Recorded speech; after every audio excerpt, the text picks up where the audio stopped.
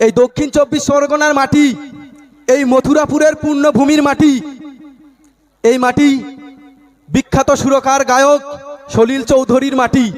এ মাটি কবি শক্তি চট্টোপাধ্যায়ের মাটি, যার কবিতার মাধ্যমে সারা পৃথিবীতে, সারা বাংলায় মানুষের মনের দুঃখ যন্ত্রণা প্রকাশ পেয়েছে কবিতার মাধ্যম দিয়ে। এই মথুরাপুরের মাটি থেকে অনেক অনেক মহাপুরুষ মহামানবরা নিজেদের জীবন বিসর্জন দিয়েছেন সমাজ উন্নয়নের কাজে, সমাজকে এগিয়ে নিয়ে যাওয়ার জন্য, পিছিয়ে পড়া মানুষদের জন্য। কিন্তু আজকে এই মথুরাপুরে কি হচ্ছে? কি হচ্ছে মথুরাপুরে? মথুরাপুর আজ সন্ত্রাসবাদীদের আতুর ঘর হয়ে গেছে। মথুরাপুর আজ তোলাবাজদের আখড়া হয়ে গেছে, সমাজ বিরোধীদের জলসা ঘরে পরিণত হয়েছে। তাই তো, তাই এখন সময় হয়েছে, এই সমাজ পরিবর্তনের ডাক দিতে, সমাজকে পরিবর্তন করতে। আমরা যারা পিছিয়ে আছি, পিছিয়ে পড়া মানুষ, যাদের সামাজিক অধিকার নেই, তাদের হয়ে কথা বলতে। আপনারা দেখুন, মথুরাপুর লোকসভা কেন্দ্রের অন্তর্গত যত পঞ্চায়েত রয়েছে আমাদের শাসক দলের অধীনস্থ, সেই সমস্ত জায়গায় কি হারে দুর্নীতি করেছে। আমি বলবো, কৃষ্ণচন্দ্রপুর পঞ্চায়েতে 40টা প্রকল্প ছিল রাস্তা করার, ড্রেন করার, একটাও হয়নি। টিএমসি মনোনীত যে প্রার্থী হয়েছেন সব টাকা উঠিয়ে নিয়েছেন। এখন ওনাকে প্রতিদিন কোর্টের মধ্যে গিয়ে হাজিরা দিতে হয়েছে। আপনারা কি এই সমস্ত লোককে দিল্লিতে পাঠাবেন, যারা পঞ্চায়েত লুট করেছে, পঞ্চায়েত সমিতি লুট করেছে, জেলা পরিষদ লুট করেছে? ভাবতে হবে আমাদেরকে।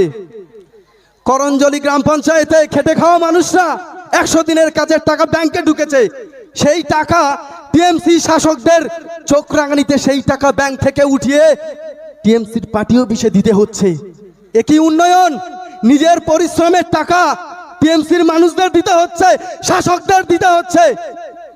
আর যারা বিরোধী রাজনীতি করে, আমরা যারা পিছিয়ে পড়া মানুষ, যারা এসএফটা করি নিজের পয়সা দিয়ে, নিজের পরিশ্রম করে, কায়িক পরিশ্রম দিয়ে, তাদেরকে রাতের অন্ধকারে ভয় দেখিয়ে পুলিশ প্রশাসন, শাসক থানায় তুলে নিয়ে যাচ্ছে, ডিটেনশনে রাখছে। তবে শাসক তোমায় বলে দিই, কান খুলে শুনে রাখো, এই রকম ভয় দেখে আইএসএফ কে কখনোই রোখা যাবে না। আমরা যারা আইএসএফ করি, আমরা লোকের চোখ রাঙানিকে ভয় পাই না, আমরা ওই থানা পুলিশকে ভয় পাই না।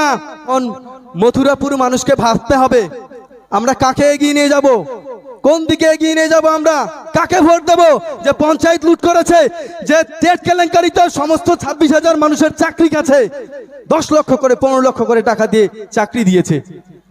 শুধু তাই নয়, কাকদ্বীপের মতন জায়গায় রাতের অন্ধকারে ম্যানগ্রোভ অরণ্য কেটে সাফ করে দিচ্ছে, খাদান রাতের অন্ধকারে সাফ করে দিচ্ছে, আর সেই বালি বিক্রি করছে আমাদের সাধারণ মানুষদের কাছে। ভাবতে হবে, একটা ঘরের ছাদ আবাস যোজনা নেওয়ার জন্য হাজার হাজার টাকা দিতে হচ্ছে, তারপরও মিলছে না। আমি কাকদ্বীপে সাগরে গিয়েছি, সেখানকার মানুষদের জীবনযাত্রা দেখেছি। খড়ের চাউনি একটা, পলিথিনের উপর সেই ঘর। ঝড় এলে, এখানে ঝড় কবলিত এলাকা, ঝড় এলে সেই চলে যায়, পরিবার পরিজনদের নিয়ে কোথায় যাবে? সেই তাদের আত্মনাদ, সেই চিৎকার পৌঁছায় না নবান্নে, পৌঁছায় না দিল্লিতে। আর বড় বড় কথা বলে দেশ এগিয়ে যাচ্ছে, রাজ্য এগিয়ে যাচ্ছে।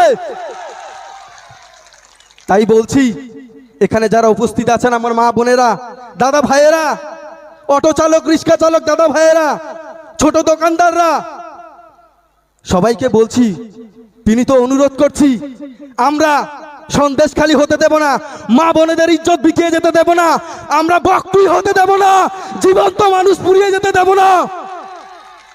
এই প্রতিবাদটা করব, মথুরাপুরের মাটি থেকে এই পরিবর্তনটা করব। এই বিজয় যাত্রা মথুরাপুরের মাটি থেকে দিল্লিতে নিয়ে যাব। তাই আপনাদের অনুরোধ করব, আপনারা এখানে 15 বছর দেখেছেন, চৌধুরী মোহন জাটুয়া মহাশয়কে ভোট দিয়েছেন 3 বার, দেখা পাননি কেউ? পেয়েছেন কেউ দেখা? কেউ পাননি। আপনাদের হয়ে কোনো কথা বলেনি। ঝড় হয়ে যাওয়ার পর ত্রাণ আসে, সেই ত্রাণের পলিথিন দুভাগ করতে হয় সেই লম্বা লাইন ধরে। তাই তো? তাও কারো জোটে, কারো ভাগ্যে জোটে না, পরের দিন লাইন দাও, তাই তো? শুধুমাত্র তাই নয়, এখানে রাজ্য সরকারকে আমরা 13 বছর দেখেছি, কোনো উন্নয়ন হয়নি, রাস্তাঘাট হয়নি। এখানকার মানুষজন এখনো পুকুরের জল ইউজ করে, পরিশুদ্ধ বিশুদ্ধ পানীয় জল পায় না, রাস্তাঘাট নেই, ঘর দুয়ার নেই, কিচ্ছু নেই, শুধুমাত্র ভোট ব্যাংক বানিয়ে রেখেছে লক্ষ্মীর ভান্ডার দিয়ে। পরিত্রাণ চাই। আপনারা বলুন তো, আস্তে আস্তে আস্তে, আপনারা বলুন তো, আজকে আমাদের বাড়িতে যারা ছোট ছোট ছেলে মেয়েরা রয়েছে, যারা পড়াশোনা করছে স্কুল কলেজে, তারা পড়াশোনা করে কি করবে?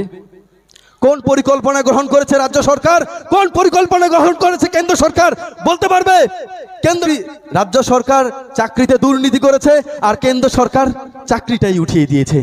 তাই আমি বলবো, টিএমসি বিজেপি সরকারের বিরুদ্ধে যদি এখান থেকে টিএমসি কে সরাতে হয়, শুধুমাত্র আইএসএফ কে হাত ধরতে হবে, আইএসএফ এর হাত শক্ত করতে হবে, তবেই আমরা এই টিএমসি সরকারকে ছুঁড়ে গঙ্গায় ফেলে দেবো, আমরা সমুদ্রে ফেলে দেবো আমরা। তাই সবাইকে অনুরোধ করব, আপনারা কেন্দ্রে দেখেছেন 10 বছর, রাজ্যে দেখছেন 13 বছর, একটা বার শুধু আমার মা বোনেদের, দাদা ভাইদের, সচেতন নাগরিকদের, যারাই যেখানে আছেন আমার কণ্ঠ শুনতে পাচ্ছেন, সবার কাছে অনুরোধ, একটা বার শুধুমাত্র আপনারা আইএসএফ কে ভোটটা দেবেন, একটা বার শুধুমাত্র আমাদের সুযোগ দিয়ে দেখবেন। যদি প্রতিশ্রুতি মতো কাজ করতে না পারি, পরের বার আর ভোট চাইতে যাব না, পরের বার আর ভোট নিতে যাব না আপনাদের কাছে। আমি জানি এই এলাকাতে যারা বিরোধী রাজনীতি করে, তাদের মধ্যে একটা ভয় ভীতি ঢুকে দেওয়া হয়েছে, রাজ্য সরকার, রাজ্য পুলিশ।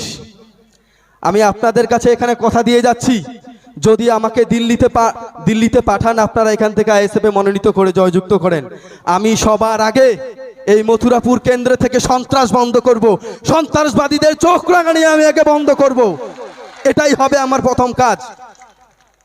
তবে আইএসএফ, আমাদের এই দল নিয়ে অনেক বিরোধীদের মন্তব্য রয়েছে, তাদের সম্পর্কে আমি একটু বলতে চাই। তারা আমাদেরকে বলেন আমরা নাকি কার দালালি করি, এই কথাটা আমাদের সবাইকে, সর্বস্তরের নেতাদের কাছে শুনতে হয়। আমি আজকে সেটা পরিষ্কার করে বলতে চাই, বলেন তো আমরা কার দালালি করি, বলেন তো, তাই তো? আমি বলছি, কান খুলে শুনে রাখুন বিরোধীরা, আমরা দালালি করি। কার দালালি করি? যার ঘরে ঝড়ে চাল উড়ে যায়, তার হয়ে দালালি করি, সেই জন্য আবাস যোজনার ঘরটা পায়। যে 100 দিনের কাজের টাকা পায়নি, কাজ করে, তার দালালি করি। যে বয়স্ক বাবা মা মারা রয়েছেন, যারা ভাতা পান না, তাদের হয়ে দালালি করি। যারা পিছিয়ে পড়া মানুষ, তাদের হয়ে দালালি করি। যারা বিরোধী রাজনীতি করে বলে থানায় এফআইআর করে, তাদের জেল থেকে ছাড়ানোর জন্য আমরা দালালি করি।